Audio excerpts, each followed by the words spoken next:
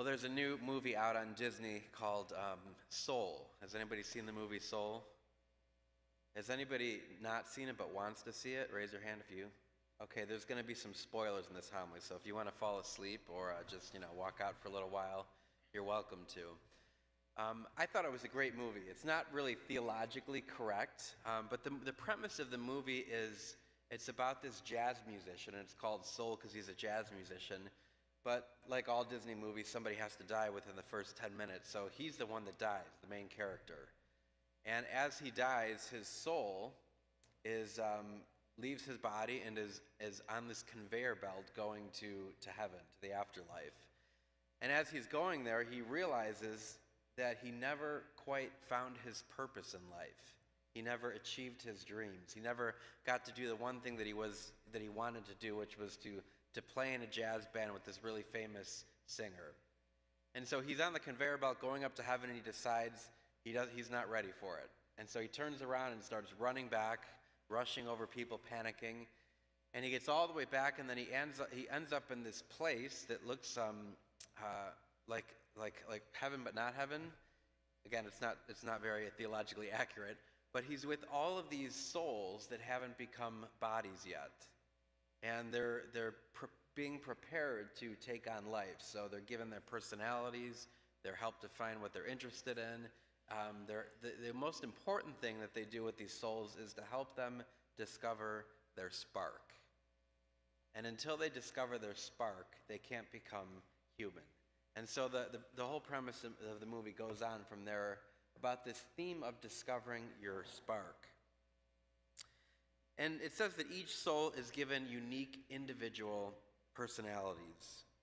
And you'll notice that some souls are missing something in this area. The souls are all missing something, and there's a spot that's empty. And so the question is, what goes in that spot? And the answer is, well, these souls need some kind of a spark. And maybe you'll find that spark in life. And the question is, what is that spark? And I want you to think about your own life. What is the spark in your own life that allows you to be truly human? As he's teaching the high school students, he uses a quote from Mary Oliver, and it kind of becomes a theme in the movie. And the quote is, "Tell me, what is it you plan to do with your one wild and precious life?" What is it you plan to do with your one wild and precious life? And so he goes back into the world and he tries to discover this spark. He wants to fulfill his purpose, he thinks. He wants to become this great jazz piano player, this musician. And so as he's going back to life, he takes one of these souls with him who doesn't want to become human, but he has to mentor this soul to kind of help them find their spark. And he ends up playing, finally, does his dream thing, and at the very end of it, he walks out of the theater and he says to himself, "Is that it? Is that all there is to it?"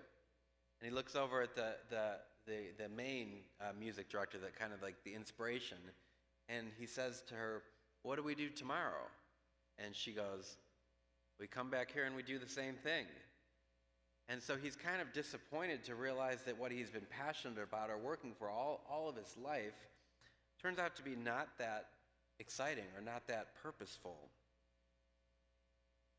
There's a kind of a pivotal scene in the movie where he's in a barber chair with his barber, and it gets real philosophical. You know how you get in the chair with the barber and you can just kind of wax and wane.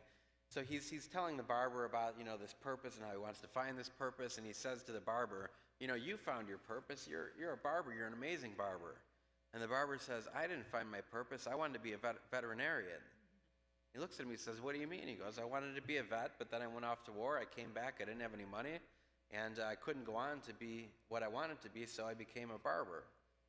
And he says, "Well, aren't you like destroyed that you didn't become who you were supposed to be?" And he says, "No, I love being a barber. I get to meet wonderful people, and I get to save lives through cutting hair." He's happy doing what he's doing.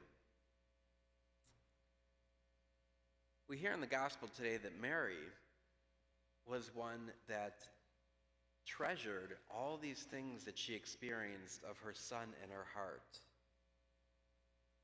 we were to think about Mary and her spark, what she did in this world, it wasn't some kind of like activity. Mary wasn't a musician. Mary didn't seem to have, we don't hear about any outstanding talent that she had. She was simply the Mother of God. And that's the feast that we celebrate today. Mary fulfilled her purpose in life. She found her spark, not by doing something great, but by simply being the Mother of God. I think for all of us in life, we think that we have to accomplish something, or we think that we have to do something great or become something great. We have to really kind of like go after our dreams. And I'm not one to discourage that. I want to always encourage that people go after their dreams. But our dreams can become idols. And our dreams can take us away from really what ultimately is the purpose of who we are. Our dreams can cause us to be disappointed with life or disappointed with ourselves. And in the movie Soul, the character that he's mentoring, he brings her to earth, and all along the way she's trying to find her spark. But the interesting thing is she just notices the little things. So when she's given her first piece of pizza, she just goes wild about it. And she keeps as a souvenir the crust. She puts it in her pocket and she keeps the crust. She goes to they go to the barber shop and she gets a lollipop from the barber and she thinks this is so cool that he gave her a lollipop, and she keeps the lollipop. And then as it continues on, there's a beautiful scene where, like those windmill seeds come down, the maple seeds. One of them comes flying down and she catches it in her hand and she keeps it. And she treasures all of these like experiences of life. And in the end, he realizes that that's what life is all about. It's just about treasuring the experience that God gives us. And that's the line that we hear in the gospel today. That when Mary saw all these things happening, she treasured them in her heart. So as we begin this new year and celebrate this feast of Mary, the Mother of God, I encourage you to think about that yourself. What is your spark? What is the thing that you find just so passionate and good in life?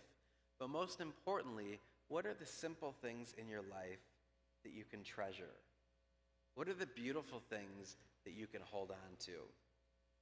Because we can get distracted by thinking we have to become something great in this life, when ultimately we just have to be who we are. We have to accept the situation that we're in, the priesthood that I'm in, the marriage that you're in, the single life that you're in, whatever it may be, and treasure all of these things in your heart. And so I'll just end with the question that I began with by Mary Oliver. Tell me, what is it you plan to do with your one wild and precious life?